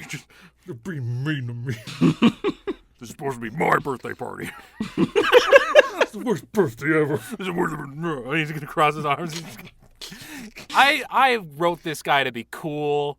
I have a backstory written for He's him. neutered. We have You don't even know his fucking name. emasculated this You guy. just we do, fucking it's you half face. destroyed this guy.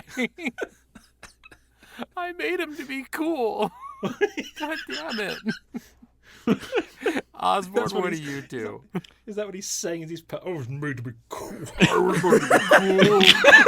I have a backstory. They don't even know my name. It's half axe, not half face. I'm called half axe. There's a reason. ate 12 dozen eggs a day for this.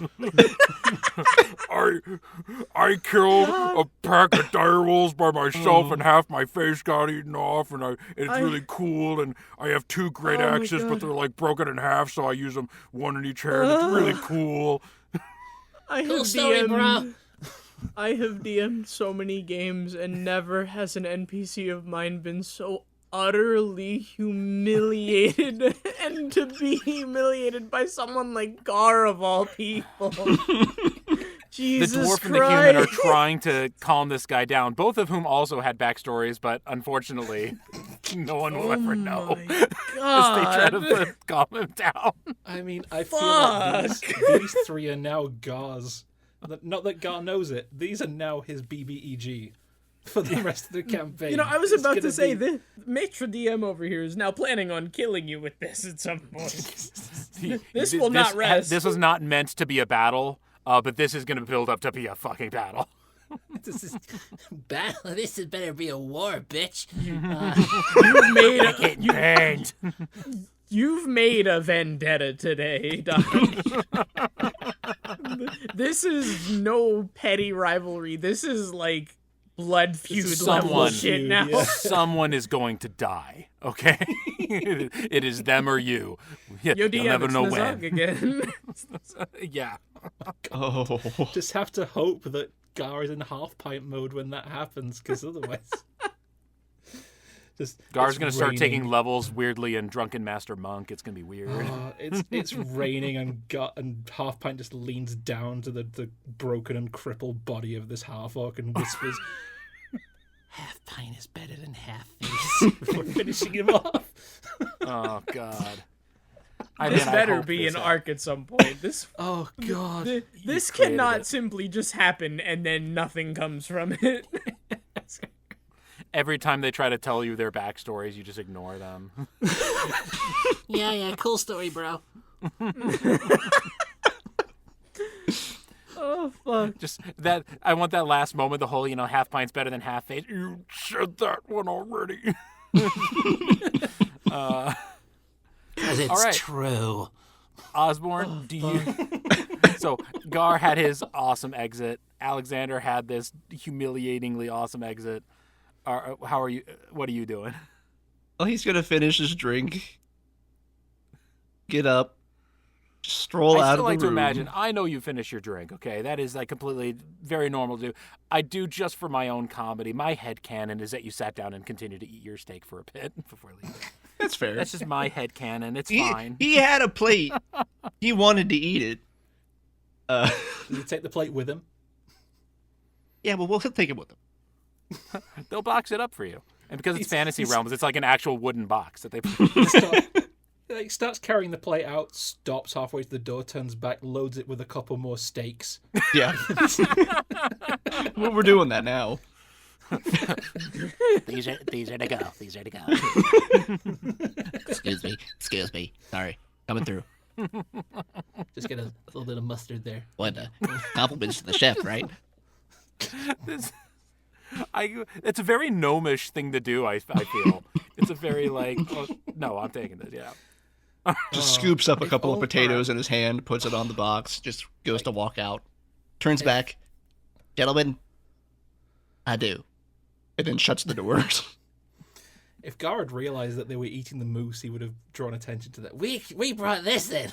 But I was gonna say that is one of the no- things I was gonna say as Alex, but the opportunity never came. no. Good point. I actually hadn't even considered that. That probably would have drawn him even more. But all right. So you guys, where are you headed, Gar? This is just drunken out the door, like just into the night, looking for a bear.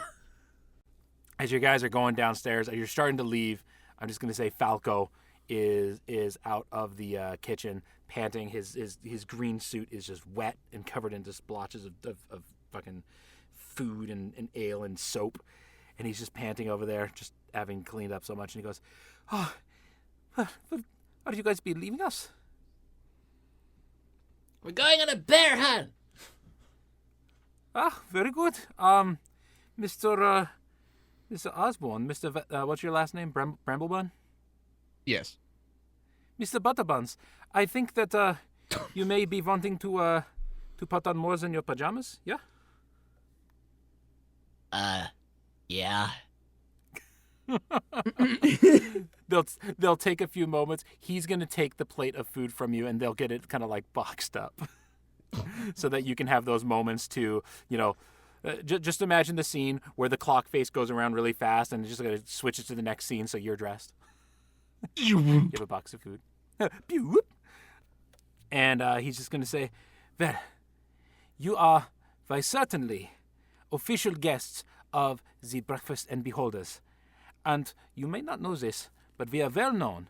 And if you are a guest of ours, you are a guest amongst many others. So I would like to give you all one of these." And he hands you each a pin. It is a purple pin with many sides, and it's got it's got an eye printed. It's like the sign outside has an eye printed along in the middle, and it's just got in cursive gold etchings B and B. And he hands you each a pin.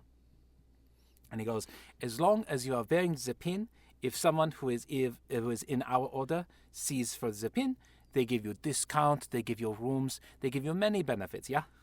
You are now official guests of the Breakfast and Beholders." From outside the tavern with the doors wide open. What's taking you guys so long? No, I did not hear that. It cut off. Guys shouting. What's taking you guys so long? You're actually standing out in the rain. I can carry his out. Hand it to you. He'll just hand it over to you. There are a number of wagons that are outside that are waiting to get the guests in. You guys could take one of those. This is just the thing, because Gar has no idea where this bear's meant to be. He got no information. Yeah. As a player, I regret this, but as Half Pint, no. As a player, I don't regret this. I'm glad this happened. This was what I needed. I'm just wondering how you guys are going to get to Old Niren. So, okay. Because that's where the bear hunt is. It's not just here. It's not just into the woods. Hey, Falco. Yeah. So, said we have VIP perks, right? Yeah. Think we could score a wagon from you? Oh, I'm sure all the wagons outside are going to Old Niren. I will tell the others upstairs that they'll have to share. Because, honestly, they were not very good guests. I don't really care. Yeah, please do that. So you guys can take one of the wagons. The wagon will take you to Old Niren. Oh. So, assuming that through, I don't know, either someone mentioning it or Gar starting into the underbrush and one of the other two stopping him. He's just walking out into the woods. He's just walking. It's just, bears! Where's the Come bears? on! Where's the bears? Get out here, bear. Who's your daddy? God, it's gotta go to Old Niren for that. It's like, Okay. it's like Half Pint's gonna look for the wagon that looks like it belongs to Half Face and take that one. They're all gonna look very, very similar. Okay, if there wasn't one that was there's like not decked a out in yeah. furs and bones and No, hunting trophies. Okay. No. These Oh, are all God. they're all basically like rented wagons. Sure. I don't think I've ever had a character that's been this vindictive. Welcome to the club, Dodge. I know. Welcome to the club. It's a cool club. it's refreshing to be just an asshole. Just See?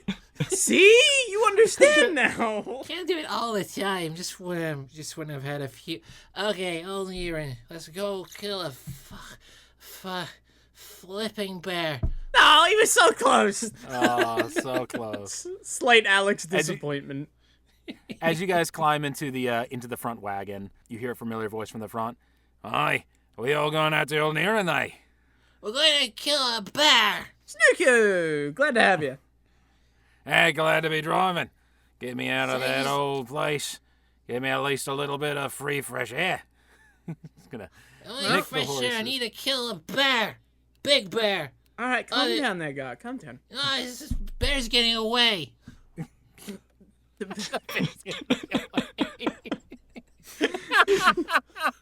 It makes no sense, really, but okay. I can promise you that the bear is not getting away. We'll find him. he grabs onto you, like onto your cloak, like staring you in the. Promise? Little head pet. Promise. Okay. He'll sit down, So cute. just turning his staff. Just to have something to do. So this is this will actually, thinking on it, be a long rest for you guys as you make your way Okay. into, in the wagon. You'll eventually most likely fall asleep. We can roll some dice for that later, but God's you'll gonna be in this. sober when we get there.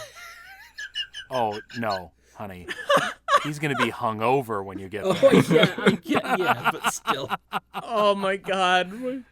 We're gonna go on a bear hunt, and Gar's gonna have no idea what's happening. Guys, what is Is- happening? The consequences of your actions. Thank you for listening to Breakfast and Beholders.